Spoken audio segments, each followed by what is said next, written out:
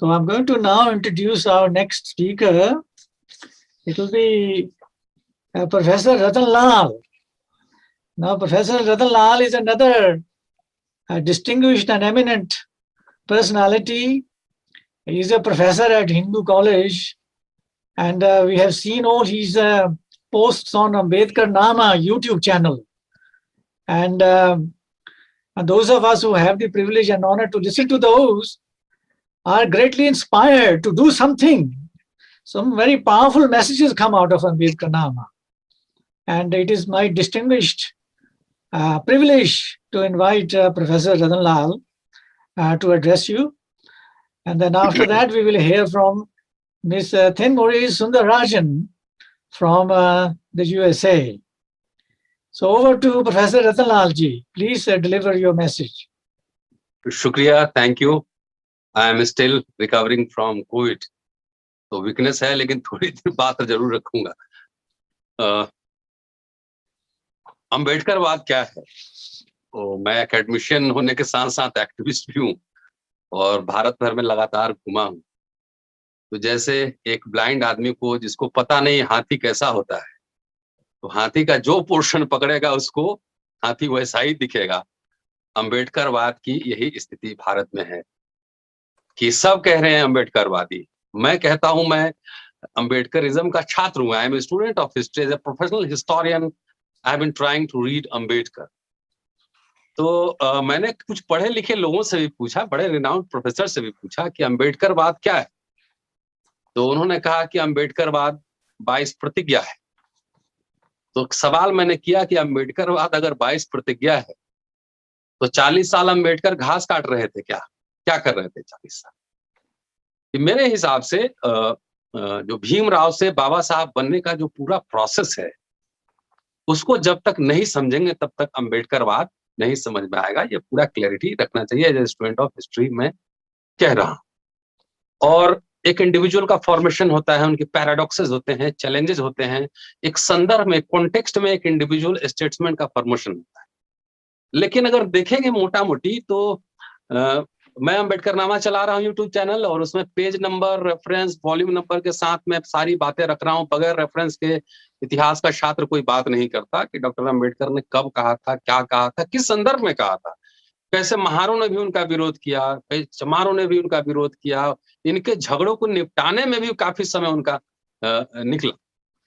तो अब देखिए कि आखिर अम्बेडकरवाद के जो पूरी राहें हैं, जो पूरा जर्नी है, उसमें इनके कौन कौन शत्रु हैं पहले आइडेंटिफाई करना जरूरी है, तब अम्बेडकरवाद की मुहिम को आगे बढ़ा सकते हैं। जो हमारे कल्चरल एनिमीज हैं, हम जानते हैं कौन है, जिसके खिलाफ अम्बेडकर जीवन भर लड़ते रहे। पूरी राइटिंग एंड स्पीचेज उनकी पटी हुई हैं उनके भाषणों से, उनको हम जानते हैं। लेकिन एक और शत्रु है जिसको डॉक्टर अम्बेडकर खुद इंटरेस्ट एनिमी बोलते हैं, क्लास एनिमी बोलते हैं। उसको समझना जरूरी है, क्योंकि मैं जब अम्बेडकरनामा डालता हूं तो कई लोग, पढ़े लिखे लोग, उस पर मुझे पेज नंबर भी डालता हूं, उनके घर में अम्बेडकर की किताबें भी होंगी, लेकिन कभी पलट के देखने की जरूरत नहीं महसूस करते, लेकिन मुझे गाली जरूर दे देते हैं। तो वैसे लोग जो दिन भर महाकारुणिक, महापूज्य, परम भट्टारक, दुनिया के सबसे बड़े विद्वान, जय भीम नमो बुद्धाय करते रहते हैं, बगैर पढ़े लिखे लोग, सबसे बड़ी चुनौती अम्बेडकरवाद को बढ़ाने में वही लोग हैं। क्योंकि डॉक्टर अम्बेडकर ने कहा था, भक्ति धर्म में तो मुक्ति का मार्ग हो सकता है, लेकिन राजनीति में तानाशाही की ओर ले जाने वाले मार्ग है। और ऐसे लोग जो भक्ति कर रहे हैं, बेसिकली आरएसएस का एजेंडा यही लोग आगे लेके जा रहे हैं। दिन भर नमो बुद्धाय, जय भीम, दिन भर महाकारुणिक, परम पूज्य सब कहते हैं। डॉक्टर अम्बेडकर ने कभी नहीं कहा था कि मुझे पूजो, मुझे ईश्वर बनाओ। अगर अम्बेडकरनामा आप वॉच करते होंगे तो उन्होंने कई भाषण उनके कोट किए हैं कि अगर आप मुझे ईश्वर बनाएंगे, गॉड बनाएंगे, तो आप अपने इंटरेस्ट की हत्या आप खुद कर लेंगे।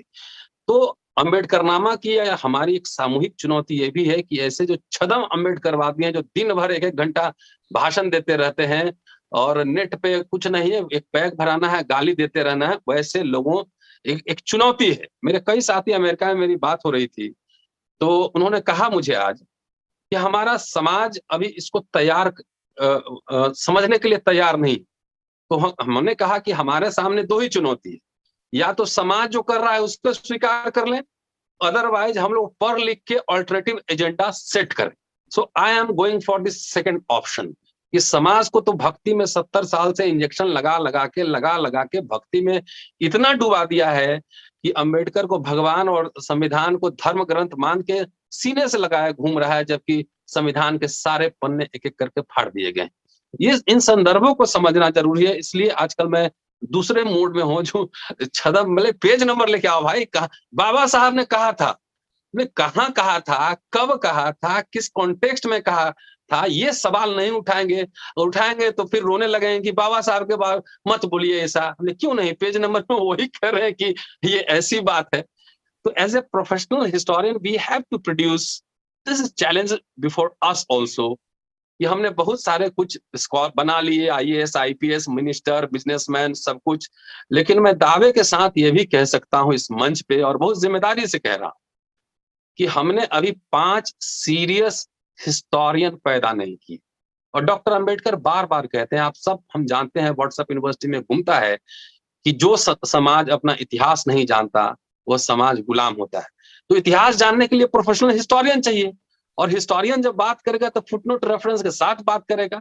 तो ये चुनौती है कि हमारे पास, मैं बगैर किसी संसाधन के मोबाइल फोन से अंबेडकर नामा चलाता हूं, और मुझे इसका कोई गिला शिकवा नहीं है, पढ़ता हूं और सीधा रिकॉर्ड करता हूं, कोई एडिटर नहीं, कुछ नहीं, और तमाम अपने तरीके से काम करता हूं। सो हमें कुछ रिसर्चर्स अपॉइंट करने होंगे, अंबेडकर साहब को पढ़वाना पड़ेगा, काशीराम को पढ़वाना पड़ेगा। तमाम ऐसे बहुजन, बिना पढ़े हुए कोई क्रांति दुनिया में नहीं हुई है।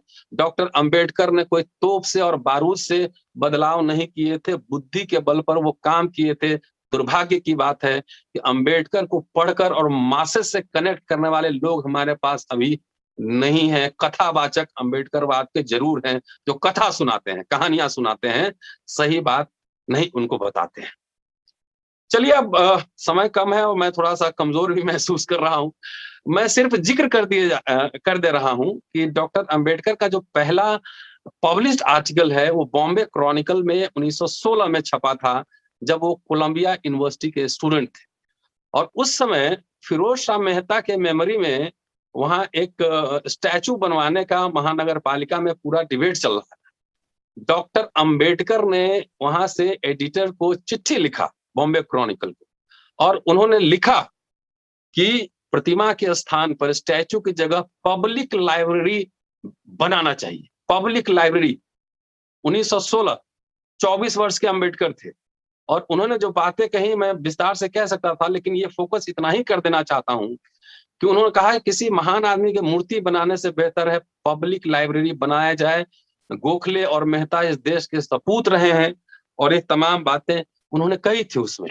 और वो चिट्ठी जो है, एक दो बातें और उसमें से बताता हूं कि बंबई जैसे मतलब शिक्षित जहां पे लोग हैं, वहां पे एक भी लाइब्रेरी नहीं है, प्राइवेट लाइब्रेरी चल रहे हैं, सबको मिला के, और फिरोज शाह मेहता मेमोरियल फंड है, उसे फंड करके पब्लिक लाइब्रेरी बनाना चाहिए। आज के तारीख में अंबेडकर को हम इसलिए याद करते हैं कि उन्होंने पब्लिक लाइब्रेरी संस्थाएं बना, इंस्टीट्यूशन बनाने की बात की थी। उन्होंने डिफरेंस क्लास इंस्टीट्यूट बनाया था, उन्होंने पीपल्स एजुकेशन सोसाइटी बनाया था, महाबोधि सोसाइटी बनाया था। लेकिन मैं अब बड़े दुख के साथ कह सकता हूं कि उन्होंने जो संस्थाएं बनाई, आज उसको भी हम लोग बचा नहीं पाए, वो सारे बर्बाद हो रहे हैं।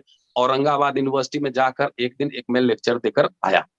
तो इसलिए मेरे लिए जयंती के मायने भक्ति भावना, ईश्वर पूजा नहीं है। उनके जो बताए हुए जो एजेंडा है उसमें बहस को आगे बढ़ाना, ये मेरे लिए सबसे ज्यादा इंपॉर्टेंट है।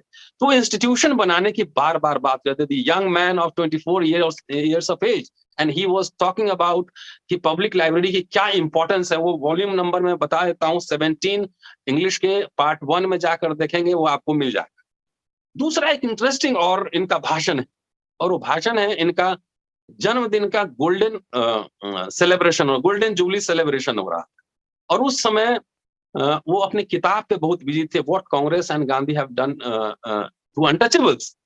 और ये 26 अप्रैल 1942 को कामगार ग्राउंड में बंबई में हुआ था ये सभा, और बहुत नाराजगी के साथ उस प्रोग्राम में गए थे। लंबा भाषण है, लेकिन उसके क्रक्स में आपको बता देता हूं।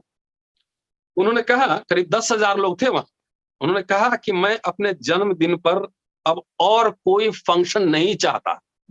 मैं अपने जन्मदिन पर कोई फंक्शन नहीं चाहता।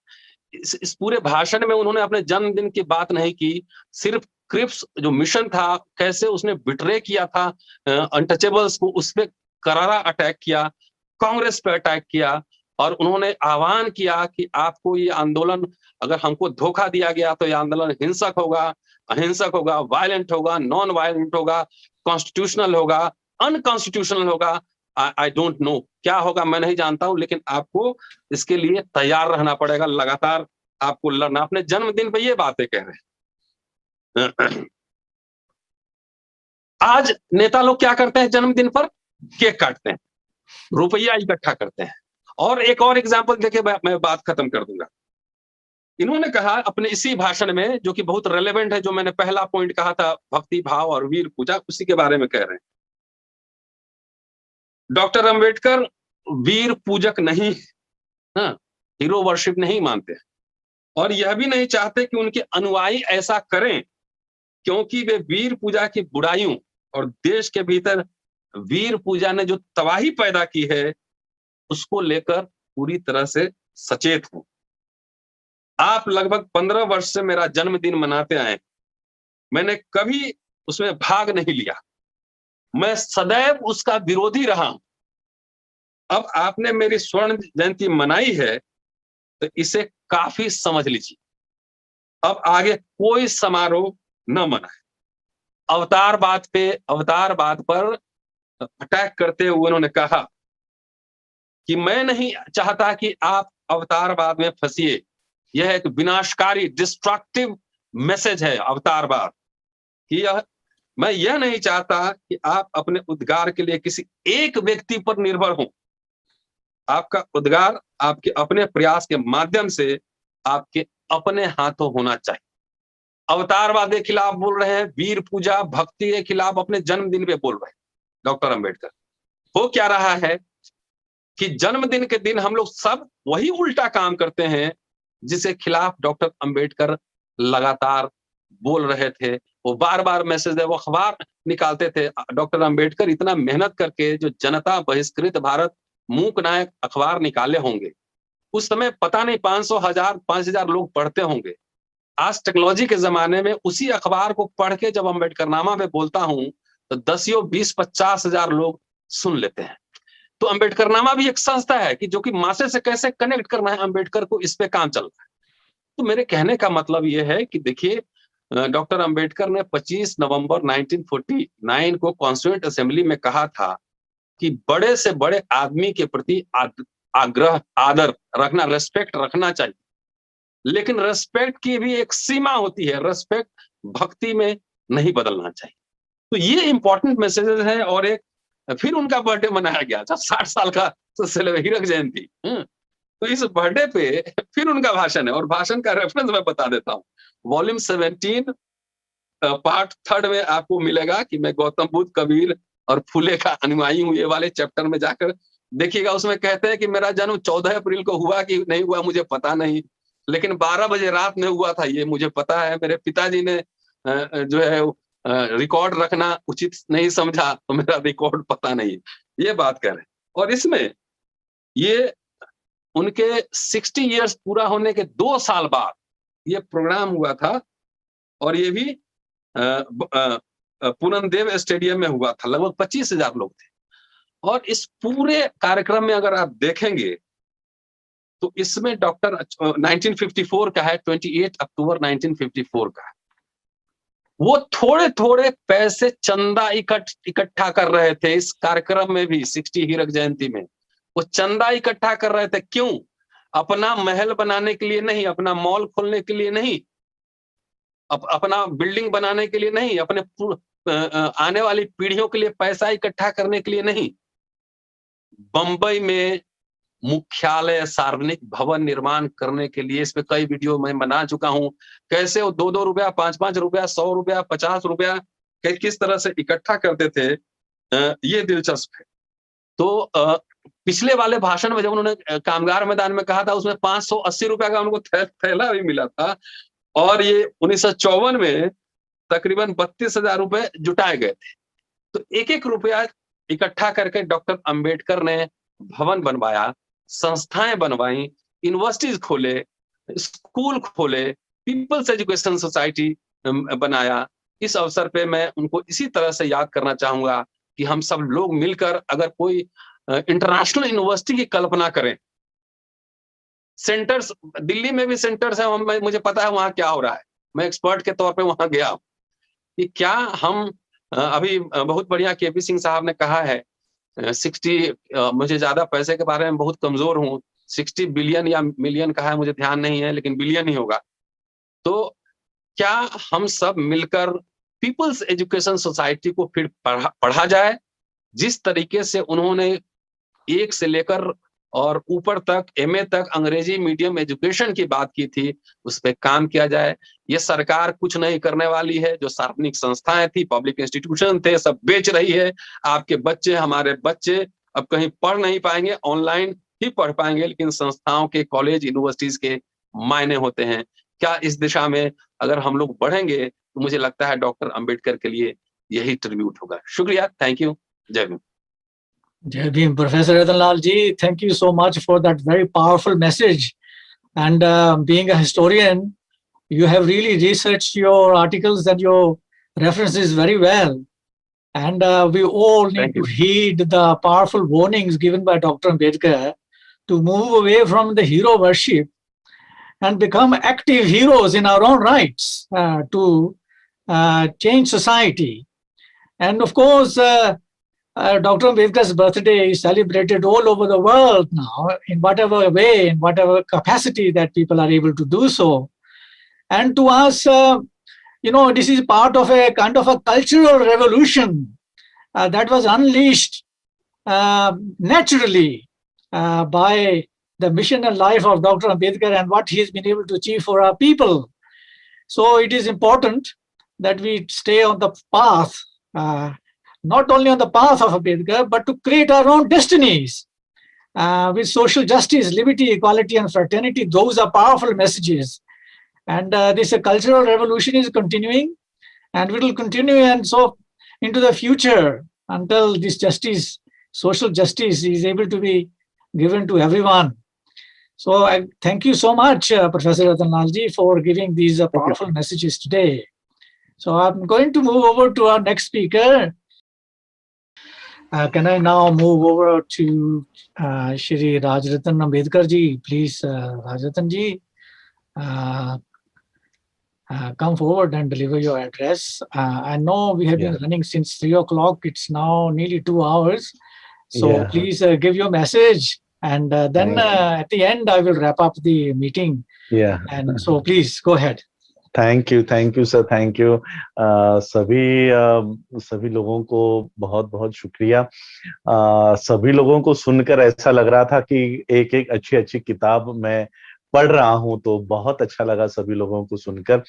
और आज की जो कॉन्फ्रेंस है 130th बाबा साहब अम्बेडकर जी की बर्थ एनिवर्सरी हम लोग मना रहे हैं, ये सबसे बेस्ट एनिवर्सरी मुझे ऐसी लग रही है कि हम लोग ये मना रहे हैं। बहुत अच्छे विचार मुझे सुनने को मिले हैं, और ये सारा सुनकर मुझे बाबा साहब का एक स्पीच याद आ रहा था। आप सभी लोगों की जो बातें सुनी है, जो सभी लोगों ने अपने अपने मैसेज डिलीवर किए है, एक बाबा साहब का एक स्पीच है। आप सभी लोगों को पता होगा कि बाबा साहब अम्बेडकर जी के पिताजी मिलिट्री मैन थे, और पेशवाओं ने जब उनकी पेशवाई चली जा रही थी तो उन्होंने एक कंडीशन रखी थी कि हम पेशवाई तो नष्ट कर रहे हैं, पेशवाओं का राज नष्ट कर रहे हैं, लेकिन हमारी एक मांग है कि ये जो अनटचेबल्स आप लोगों ने मिलिट्री में भर्ती कर रखे हैं, ये जो लोग आप लोगों ने मिलिट्री में लिए हैं, इनको मिलिट्री से हटा दो, इनकी रिक्रूटमेंट जो है ये बंद कर दो, और ऑलरेडी जो रिक्रूट है इन्हें भी नौकरियों से निकाल दो। तो बाबा साहब के पिताजी रामजी अंबेडकर इसके खिलाफ काफी वो संघर्ष कर रहे थे, लड़े उनके खिलाफ। बाबा साहब ने भी इस मूवमेंट को आगे बढ़ाया, और फिर एक बाबा साहब ने एक स्पीच दिया है इस घटना के ऊपर। बाबा साहब ने अपने लोगों को कहा कि जब हम लोगों को ब्रिटिश राज में मिलिट्री में सर्विस करने का मौका मिला, तब ब्रिटिशरों ने एक नियम बनाया था कि मिलिट्री में जो लोग भर्ती होंगे उनके बच्चों को free education and compulsory education देना अनिवार्य होगा, कंपलसरी होगा उन लोगों को। यानी 5,000 सालों का जो इतिहास है भारत का, 3-3,500 सालों का जो इतिहास है, उसमें हम लोगों को कभी शस्त्र धारण करने का, वेपन उठाने का अधिकार नहीं था, पढ़ाई लिखाई करने का अधिकार नहीं था। ये अधिकार मिलिट्री के उस सर्विस के वजह से हम लोगों को मिला था। बाबा साहब ने कहा कि ब्रिटिशरों ने जब हम लोगों की मिलिट्री में भर्ती करवाई उनके सर्विस के लिए हो, लेकिन फिर भी हम लोगों को अधिकार मिला था वेपन उठाने का, पढ़ाई करने का, कंपलसरी एजुकेशन के माध्यम से पढ़ाई लिखाई करने का अधिकार मिला था, नौकरी करने का अधिकार, जिससे हमको पैसे मिल रहे थे। जब ये अधिकार हम लोगों को जब मिले और उसके बाद ये छीन लिए गए पेशवाओं के माध्यम से, ब्रिटिशरों को कन्विंस करके ये बंद करवा दिया गया, तो बाबा साहब ने कहा कि जब हमारे पास ये अधिकार थे तब हमने अपनी सिस्टम क्यों नहीं बनाई। जब हमको स्कूल में भर्ती करवाया जा रहा था, जब हमको एजुकेशन दिया जा रहा था, जब हम लोगों को नौकरियों पे रखा जा रहा था, तब हमने वो पैसों का इस्तेमाल, उस एजुकेशन का इस्तेमाल अपनी खुद की सिस्टम बनाने के लिए क्यों नहीं किया। वो स्पीच मुझे आज भी रिलेवेंट लगता है कि वही एग्जाम्पल हम कॉन्स्टिट्यूशन के माध्यम से देखते हैं। ब्रिटिशरों ने हम लोगों को पढ़ाई लिखाई करने के लिए एंटर करवाया, वेपन धारण करने की परमिशन दी। उसी तरह से भारत का जो संविधान है, इसने भी हम लोगों को, जो लोग हमको पढ़ाई लिखाई करने के लिए, खुद बाबा साहब को स्कूल के बाहर बैठने की नौबत इस देश में उस समय आजादी के पहले थी, कॉन्स्टिट्यूशन के लागू होने से पहले थी। कॉन्स्टिट्यूशन को लागू होने के बाद आज 72 ईयर्स बीत चुके हैं। इन 70 ईयर्स में हम लोगों को वो सिस्टम मिली, हम लोगों को एजुकेशन करने का मौका मिला, हम लोगों को नौकरियों का मौका मिला, हम लोगों ने, और वो इन 3 जनरेशंस में। ये एक्चुअली अगर देखा जाए, कॉन्स्टिट्यूशन जब लागू हुआ 1956 में, तो 1949 में और 1950 में लागू हुआ। एक्चुअली मैं भी कोविड से रिकवर हो रहा हूं, तो बहुत सारी यानी मेंटल स्टेबिलिटी नहीं रहती है, तो कुछ ईयर्स थोड़े से आगे पीछे हो रहा है।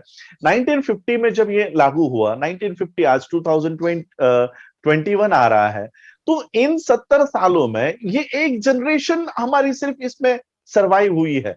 एक ही जनरेशन के जो पीरियड गया है, उसमें हम लोगों ने इतनी तरक्की कर ली है कि 100 साल पहले जो परिस्थिति हुआ करती थी। कल मेरे घर पे एक कारपेंटर आया था और वो सब ड्रिलिंग कर रहा था, और फिर जाते जाते उसने कहा कि आप मेरा नंबर ले लो, तो नंबर मैंने उसका लिया और ट्रू कॉलर पे उसका नाम आया सुरेश शर्मा करके।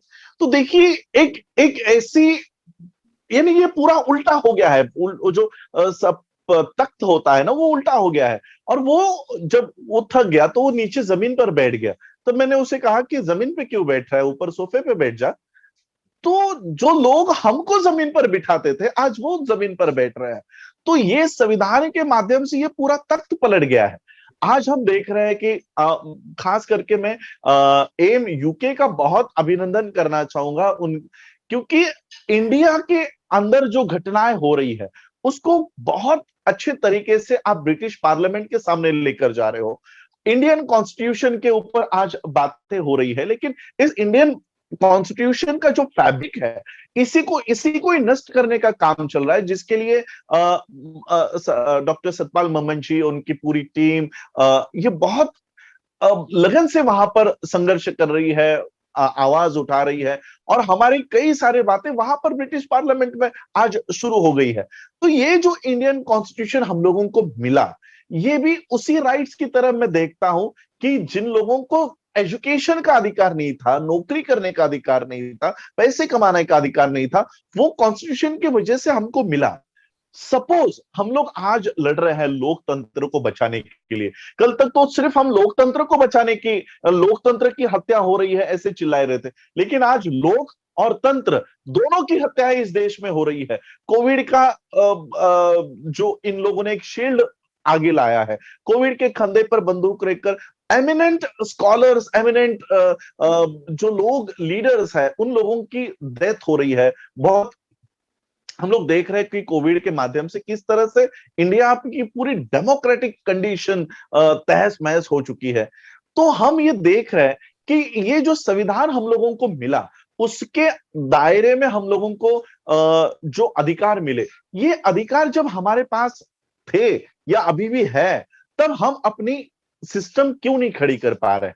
क्या संविधान खत्म होने के बाद हम ये चिल्लाते रहेंगे कि हमारा संविधान खत्म हो गया, हम लोगों के अधिकार छीन लिए गए?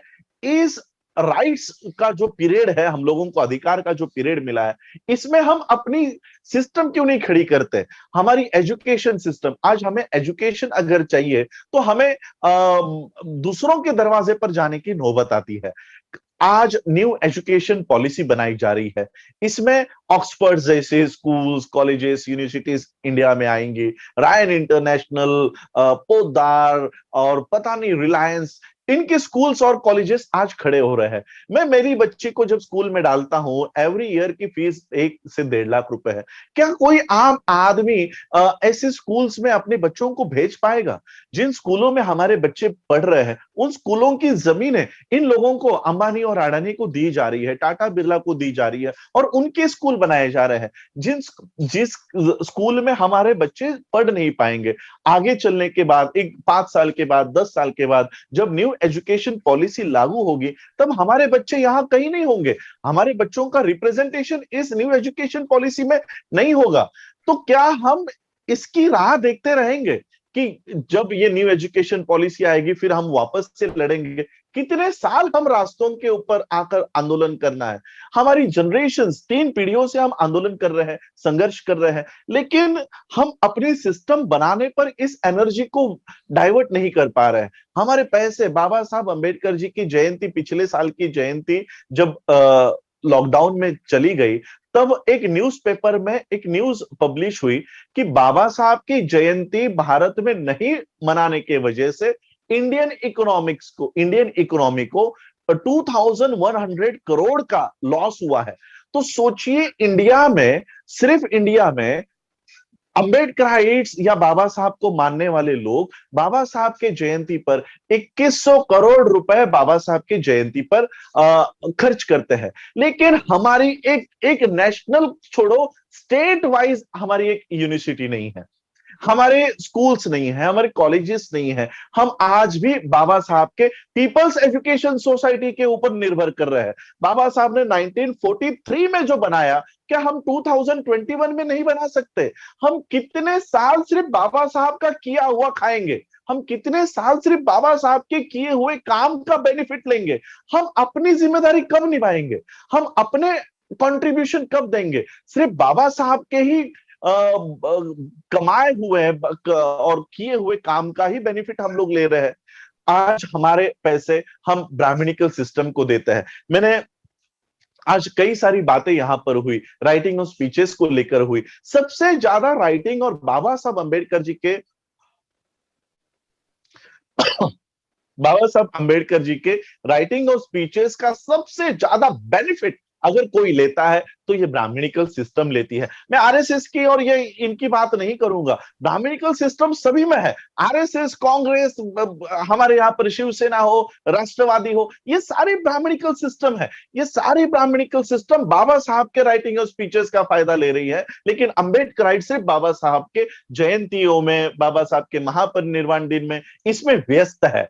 और इसलिए हम लोगों को अब बाबा साहब के राइटिंग एंड स्पीचेस में से ढूंढना होगा कि बाबा साहब ने क्या क्या पॉलिसीज बताई है। आज आरबीआई की स्थापना हम 1 अप्रैल को आप भी मना रहे थे, सभी लोग पोस्ट कर रहे थे कि आरबीआई बाबा साहब के बुक प्रॉब्लम ऑफ रूपी पे बनी है, आरबीआई वहां बाबा साहब के विजन पे बनी है। लेकिन आरबीआई का इस्तेमाल कौन करता है? क्या बाबा साहब को फॉलो करने वाला समाज आरबीआई का बेनिफिट ले रहा है? या ये मोदी गवर्नमेंट या जो ये ब्राह्मणिकल सिस्टम है ये आरबीआई का बेनिफिट लेती है? यानी बाबा साहब के राइटिंग और स्पीचेस के, बाबा साहब के थॉट्स का बेनिफिट ब्राह्मणिकल सिस्टम के पास जाता है, लेकिन हमारे पास नहीं जाता। बाबा साहब के बुक्स के ऊपर इंडियन गवर्नमेंट हो या उस समय की ब्रिटिश गवर्नमेंट हो, ये आरबीआई की स्थापना करती है, लेकिन हमारी एक छोटी सी बैंक हम बाबा साहब के राइटिंग एंड स्पीचेस पे नहीं बना पा रहे। बाबा साहब की इकोनॉमिक्स पे काम नहीं हो रहा, बाबा साहब के एजुकेशन पे नहीं हो रहा। ऐसे नहीं है कि नहीं हो रहा, इसके लिए अपवाद है।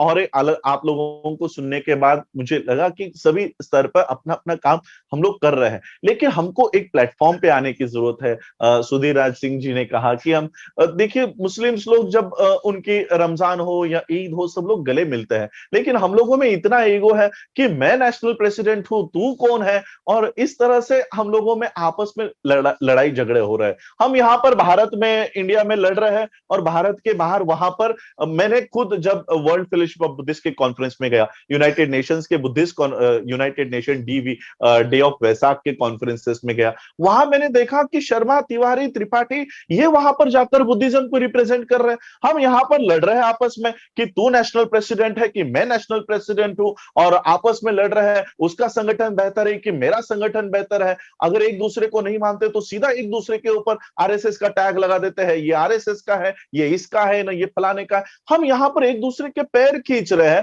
और भारत के बाहर मेरे पास सारे सबूत हैं कि सारे ब्राह्मण्स वहां पर जाकर खुद को बुद्धिस्ट बताते हैं, और बुद्धिस्ट कंट्रीज से अप्रोच करके वो यहाँ पर ब्राह्मणिकल सिस्टम को मजबूत कर रहे हैं। तो हम लोगों को अब अपने ईगो छोड़कर, बाबा साहब ने हमको बुद्धिज्म दिया कि उस समय ये अपनी खुद की ओरिजिनल संस्कृति हम लोगों को दे दी। आज उस बुद्धिज्म की हालत क्या है भारत में? मैंने गाजियाबाद में जब वाल्मीकि लोगों की बौद्ध धर्म की दीक्षा करवाई, मेरे ऊपर वहां पर एलिगेशंस शुरू हो गए, और लव जिहाद के माध्यम से धर्मांतर विरोधी कानून यूपी में पास हो गया। हमारे साथ खड़े होने वाले लोगों की संख्या कम है। मेरे ख्याल से आम आदमी पार्टी के संजय सिंह ने प्रेस कॉन्फ्रेंस लेके हमारा सपोर्ट किया, लेकिन हमारे लोग एक दूसरे के साथ खड़े नहीं हो रहे हैं। तो कहीं ना कहीं हम लोगों को एक दूसरे के साथ सॉलिडेरिटी दिखाते हुए हम लोगों को एक दूसरे के साथ खड़ा होना है। बाबा साहब के राइटिंग एंड स्पीचेस को पढ़कर हम लोगों को वो सिस्टम हम लोगों को खड़ी करनी होगी। आज इतने ऐसी बात नहीं है कि हम लोगों के पास रिसोर्सेस नहीं है, हमारे पास रिसोर्सेस है।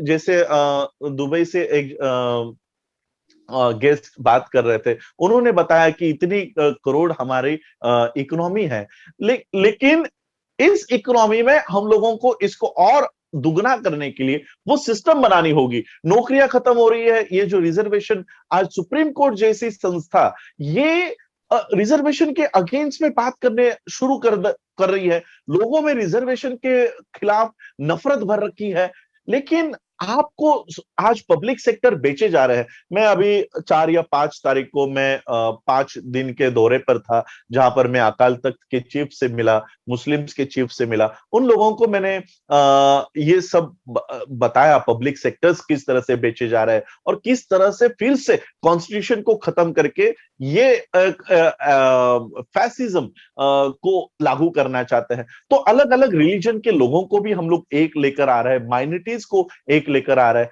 हम लोगों को अभी बहुत सारे स्पीकर्स ने ये कहा कि शेड्यूल कास्ट से अब मूव करके बुद्धिस्ट आइडेंटिटी की ओर हम लोगों को बढ़ना होगा। बाबा साहब ने हमको वो बुद्धिस्ट आइडेंटिटी दी है कि अगर इंडिया में आप लोगों की बातें नहीं सुनी जाएगी तो आपको ये इंटरनेशनल प्लेटफॉर्म है। और हमने ये देखा है कि सतपाल मम्मन जी ने, जब मैं लंदन से वॉशिंगटन जा रहा था, तब उन्होंने मुझे बताया कि आप वहां पर जा रहे हो, इतनी बड़ी ऑर्गेनाइजेशन में मिलने को जा रहे हो, तो खाली हाथ नहीं जाना, उनको मेमोरेंडम देना। और डॉक्टर सतपाल मम्मन जी ने उनके घर पर बैठकर ये मेमोरेंडम तैयार किया, 5 पेजेस का मेमोरेंडम तैयार किया, जो मैंने वॉशिंगटन डीसी में यूएससीआईआरएफ के ऑफिस में सबमिट किया। 1.5 घंटा 2 घंटा हमारी मीटिंग चली। उसका परिणाम ये हुआ कि 4 महीने में ही 3 सैंक्शंस मोदी गवर्नमेंट के ऊपर आ गए थे, और वो जो यूएससीआईआरएफ के रिपोर्ट में भी उन्होंने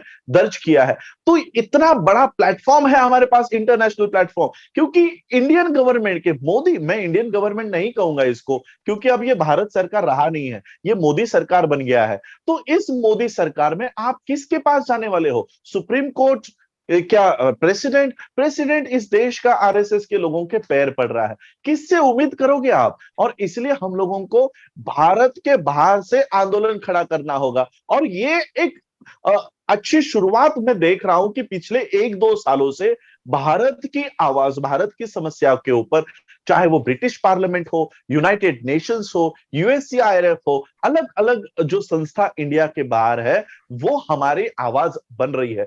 यहाँ कितना भी आंदोलन कर लो, हमारी आवाज यहाँ पर दबाई जाती है। इंडियन मीडिया हमको पाकिस्तानी बता रहा है, देशद्रोही बता रहा है, नक्सलाइट बता रहा है। इस तरह से इंडियन मीडिया हमारे लिए काम कर रहा है, हमारे लिए यूएपीए जैसे कानून इन्होंने बना दिए हैं। तो इंडिया के बाहर से भी हमको आवाज मजबूत करनी होगी। और आज मैं खास, एक्चुअली मेरी फिजिकल कंडीशन इतनी नहीं थी कि मैं आज इस कॉन्फ्रेंस को अटेंड कर पाऊं, लेकिन ये इतना बड़ा प्लेटफॉर्म मैं नहीं छोड़ना चाहता था अपनी बात, और आप लोगों की बात भी मुझे सुननी थी। तो बाबा साहब की ये आज बर्थ एनिवर्सरी, हम 130th बर्थ एनिवर्सरी मना रहे हैं।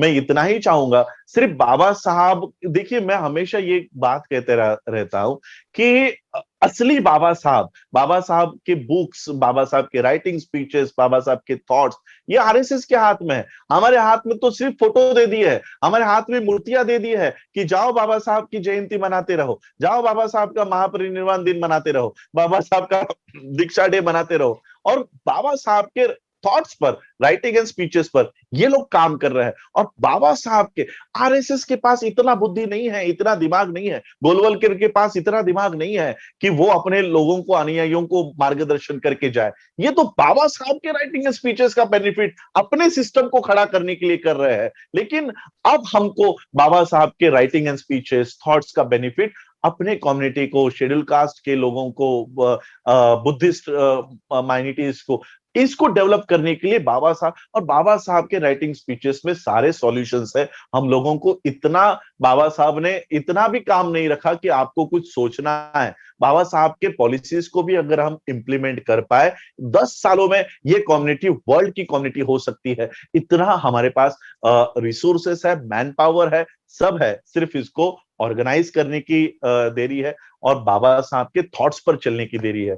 तो मैं आज, क्योंकि समय भी बहुत हो गया है, तो 130th बर्थ एनिवर्सरी बाबा साहब की ये आप आज हम लोग मना रहे हैं। तो मैं यही चाहूंगा कि असली ट्रिब्यूट बाबा साहब को यही होगा कि बाबा साहब के किसी भी थॉट पर, चाहे वो रिलीजियस हो, चाहे वो इकोनॉमिकल हो, चाहे वो एजुकेशनल हो, पॉलिटिकल, तो मैं देख नहीं रहा हूं कि कोई बाबा साहब के पॉलिटिक्स के ऊपर भी कोई काम हो रहा है भारत में। लेकिन जब रिलीजियस, एजुकेशनल, इकोनॉमिकल ये सारी मूवमेंट जब खड़ी हो जाएगी, तो इस देश का पॉलिटिक्स भी बाबा साहब के विचारों के ऊपर एक ना एक दिन आ जाएगा। तो हम लोगों को नॉन पॉलिटिकल विंग्स जो बाबा साहब की है, बाबा साहब के विचारों पर है, वो हम लोगों को मजबूत करनी होगी। मैं आज डॉक्टर सतपाल मम्मन जी, शेखर जी, प्रेमान जी, पीयूष जी, आप सभी लोगों को देखकर एक बार फिर बहुत आनंद आया कि वो सारे यादें ताजा हो गई। लेकिन मैं आप लोगों से यही उम्मीद करूंगा कि हमारी आवाज तो भारत में दबाई जा रही है, हमारी आवाज को कहीं यहाँ पर प्लेटफॉर्म नहीं है कि कोई भी, चाहे वो आपका एमएलए हो, एमपी हो। देखिए, मैं एक छोटी सी बात बताना चाहूंगा मनीषा वाल्मीकि के बारे में।